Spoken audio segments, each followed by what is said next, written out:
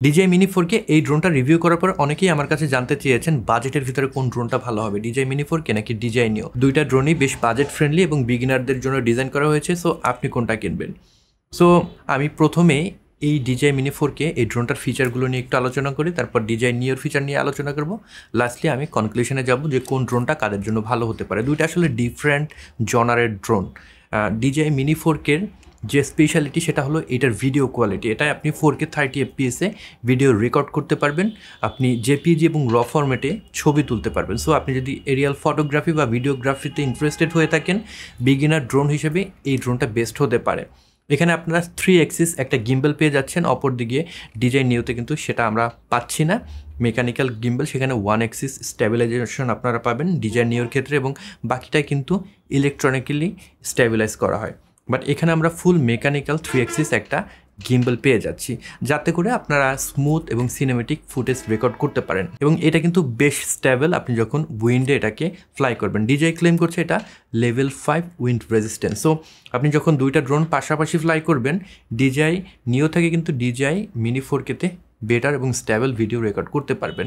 আমি দেখেছি হালকা পাতলা বাতাসেও কিন্তু নিয়তে অনেক সময় একটু ভিডিওতে জার্কিনেস চলে আসে বা ভিডিওটা নড়ে চলে যায়, বাট DJI Mini 4K-এর ক্ষেত্রে সেই জিনিসটা কিন্তু বেশ স্ট্যাবল। DJI Mini 4K-এর আরেকটা স্পেশালিটি হলো এটার ট্রান্সমিশন রেঞ্জ। এটা কিন্তু আপনারা অনেক দূরে নিয়ে যেতে পারবেন। এটাকে আপনারা DJI-এর যে নতুন কন্ট্রোলার DJI RC-N1C সেই কন্ট্রোলার দিয়ে ফ্লাই করতে পারবেন এবং অনেক দূরে নিয়ে যেতে পারবেন। নিও থেকে বেটার রেঞ্জ কিন্তু আপনারা এখানে পেয়ে যাবেন। তবে এখানে কোনো ধরনের ইন্টারনাল স্টোরেজ থাকছে না, আপনাদেরকে মাইক্রো SD কার্ড ব্যবহার করে এখানে ভিডিও রেকর্ড করতে হবে। এটার যে সমস্যাগুলো সেগুলো হলো এইখানে আমরা কোনো ধরনের সাবজেক্ট ট্র্যাকিং পাচ্ছি না। আপনি যদি নিজের ভিডিও নিজে করতে পছন্দ করেন, সেক্ষেত্রে আপনারা কিন্তু যদি কোনো অবজেক্টকে বা সাবজেক্টকে ট্র্যাক করতে চান, সেটার অ্যাবিলিটি এখানে পাচ্ছে না। যদিও এখানে আপনারা কিছু বিল্ট ইন মোড পেয়ে যাবেন, যেরকম রকেট, দেন ড্রোনি, দেন আপনার সার্কেল। এই বিল্ট ইন যে মোডগুলো পেয়ে যাবেন সেগুলো দিয়ে রেকর্ড করতে পারবেন। তবে আপনারা যদি কোনো সাবজেক্টকে ট্র্যাক করে দেন ভিডিও রেকর্ড করতে চান, অটোমেটিক্যালি সেটা কিন্তু আপনারা করতে পারবেন না, আপনাদের ম্যানুয়ালি সেটা করতে হবে। আরেকটি সমস্যা হলো এটা নিওর চেয়ে আরেকটু বেশি সময় লাগবে আপনি যখন ফ্লাই করবেন তখন এটাকে সেট আপ করতে। নিওকে আপনারা রিমোট বা মোবাইল ছাড়া অটোনোমাসলি কিন্তু ফ্লাই করতে পারবেন, বাট এটা যখন ফ্লাই করছেন কিছুটা সময় আপনাদের বেশি লাগবে। আরেকটা সমস্যা হলো এইটার যে প্রোপেলারগুলো রয়েছে কোনো ধরনের গার্ড দেওয়া নেই এবং অবস্টিক্যাল অ্যাভয়েডেন্স কোনো সেন্সর এখানে দেওয়া নেই। সো এইটা কিন্তু মোর ভালনারেবল হয়ে যাবে আপনারা যখন ফ্লাই করছেন। যখন ফ্লাই করবেন একটু দেখে শুনে আপনাদেরকে ওড়াতে হবে, না হলে দেখা যাবে আপনার ড্রোনটি কিন্তু নষ্ট হয়ে যেতে পারে। ইভেন এটার যে গিম্বেল রয়েছে সেটাও কিন্তু বেশ এক্সপোজড। যদি আপনি কোনো অ্যাক্সিডেন্ট করে থাকেন, কোনো কিছুর সাথে যদি এই গিম্বেলটা লেগে যায় তখন কিন্তু সেটা ভেঙে যেতে পারে। এবার DJI Neo নিয়ে একটু কথা বলি। যদিও ড্রোনটা আমার কাছে নেই, তবে অনেক দিন আমি সেটাকে ব্যবহার করেছি, আমার কাছে 2 মাসের মতো ছিল ড্রোনটা। সো আমার এক্সপিরিয়েন্সটা একটু আপনাদের সাথে শেয়ার করি। DJI Neo কিন্তু বেশ লাইট ওয়েট, কম্প্যাক্ট এবং সেটা খুবই portable. Without remote mobile phone আপনারা সেটাকে ফ্লাই করতে পারবেন। যদি রিমোট কন্ট্রোলার আপনি নাও কেনেন, মোবাইল ফোন দিয়ে কিন্তু বেশ দূরে এটাকে নিতে পারবেন। তবে সেখানে আপনাকে শুধুমাত্র ওয়াইফাইয়ের উপরে রিলাই করতে হবে, এতে করে আপনি খুব বেশি দূরে এটাকে নিতে পারবেন না। যদি দূরে নিতে চান সেক্ষেত্রে অবশ্যই আপনাকে একটা রিমোট ব্যবহার করতে হবে।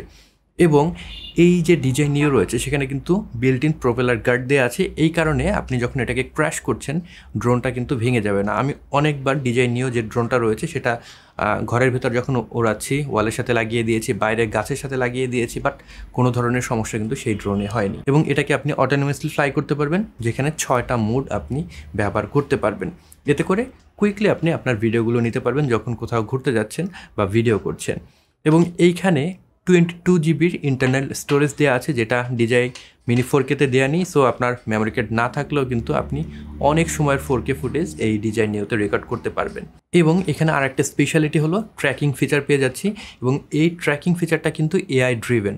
আপনার এখানে অবস্টিক্যাল অ্যাভয়েডেন্স সেন্সর না থাকলেও আমি দেখেছি এটা কিন্তু বেশ ভালোভাবেই বিভিন্ন অবস্টিক্যালকে অ্যাভয়েড করতে পারে, তার সাথে সাথে যে সাবজেক্টকে ট্র্যাক করছে সেটাকেও সুন্দরভাবে ট্র্যাক করতে পারে। একা একা যদি আপনি ড্রোন ফ্লাই করে আপনার নিজস্ব কিছু ছবি ধারণ করতে চান, আমার মনে হয় DJI Neo one of the best drone. খুবই ইজি টু সেট আপ, আপনি জাস্ট পকেট থেকে বের করে বা ব্যাগ থেকে বের করে এটাকে ব্যবহার করতে পারবেন। এবং এটা কম্প্যাক্ট হওয়ার কারণে আপনার ব্যাগেও খুব কম জায়গা নেবে, স্পেশালি এটাকে ওড়াতে আপনার কোনো রিমোট দরকার নেই।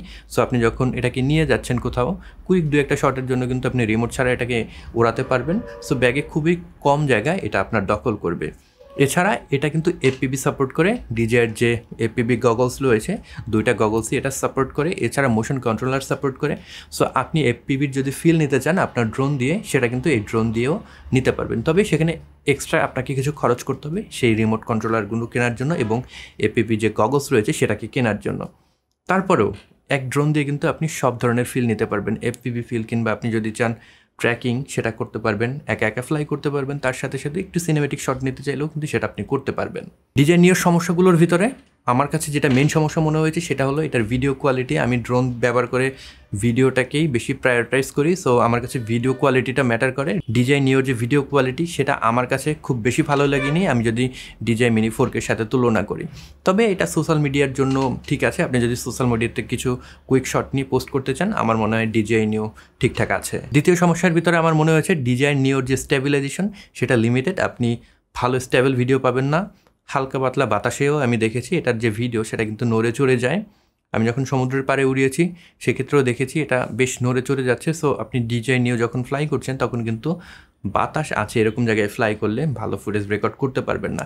এই দিক থেকে ডিজাই মিনি 4K ফার বেটার। তৃতীয় সমস্যার ভিতরে যে গিম্বল রয়েছে এখানে 1 অ্যাক্সিস মেকানিক্যাল স্টেবিলাইজেশন আপনারা পাচ্ছেন, বাকিগুলো কিন্তু ইলেকট্রনিক্যালি স্টেবল করা হয়, এই কারণে কিন্তু স্টেবল ভিডিও ওইভাবে দিতে পারে না। আবার উইন্ড ওইভাবেও রেজিস্ট্যান্ট নয়, যদি হালকা পাতলা উইন্ড থাকে সেক্ষেত্রে আপনার হরাইজন লেভেলও কিন্তু উল্টাপাল্টা হয়ে যাবে। ডিজাই ক্লেম করছে লেভেল 4, এখানে উইন্ড রেজিস্ট্যান্স আপনারা পাচ্ছেন, তবে আমার কাছে এটার পারফরমেন্স অনুযায়ী এর চেয়েও খারাপ মনে হয়েছে। তৃতীয় সমস্যা হলো ডিজাই নিওর যে ব্যাটারি, সেখানে কোম্পানি ক্লেম করছে 18 মিনিট আপনারা ফ্লাইট টাইম পাবেন, তবে আমার এক্সপিরিয়েন্সে আমি 8 থেকে 10 মিনিটের মতন ফ্লাইট টাইম পেয়েছি, যেটা আমার কাছে একটু কম মনে হয়েছে। অপরদিকে ডিজাই মিনি 4K সেখানে কোম্পানি ক্লেম করছে 30 মিনিটের মতন আপনারা ফ্লাইট টাইম পাবেন, তবে আমি 18 থেকে 20 মিনিটের মতন ফ্লাইট টাইম পেয়েছি অন অ্যান এভারেজ, আমি যখন সমুদ্রের পাড়ে এটাকে ফ্লাই করেছি। সো আমার কাছে ব্যাটারির দিক থেকেও ডিজাই মিনি 4K অনেক এগিয়ে থাকবে।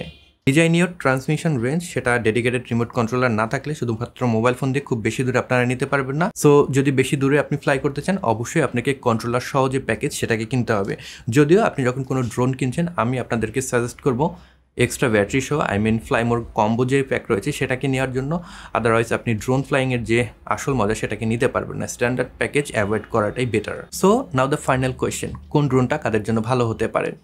আমার মতে আপনি যদি ভিডিও এবং ফটোগ্রাফিকে প্রায়োরিটাইজ করেন সেক্ষেত্রে ডিজাই মিনি 4Kটা বেটার একটা চয়েস হবে, বিকজ এখানে আপনি যে 4K 30 fps ভিডিও রেকর্ড করছেন এখানে ভিডিও কোয়ালিটি অনেক বেটার পাবেন এবং অনেক স্ট্যাবল ভিডিও আপনি রেকর্ড করতে পারবেন, এবং এইটার ট্রান্সমিশন রেঞ্জও বেশি, ব্যাটারি ব্যাকআপও আপনারা বেশি পাবেন। সো আপনার যদি ভিডিও কোয়ালিটি এবং ইমেজ কোয়ালিটি ম্যাটার করে এবং আপনি যদি এক্সট্রা একটু ফ্লাইট টাইম চান আমার মতে ডিজাই মিনি 4Kটা বেটার হবে।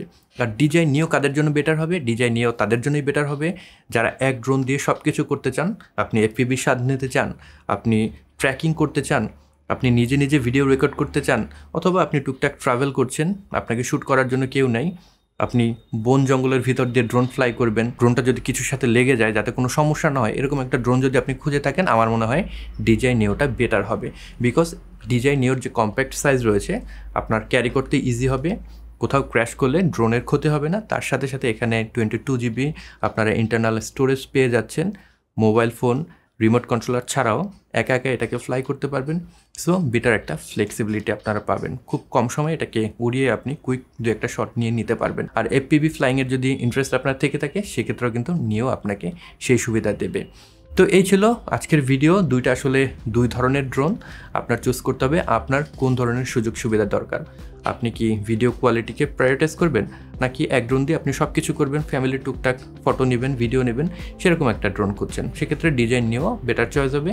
আর যদি ভিডিও কোয়ালিটি দেন ফটো কোয়ালিটি ম্যাটার করে 4K বেটার হবে।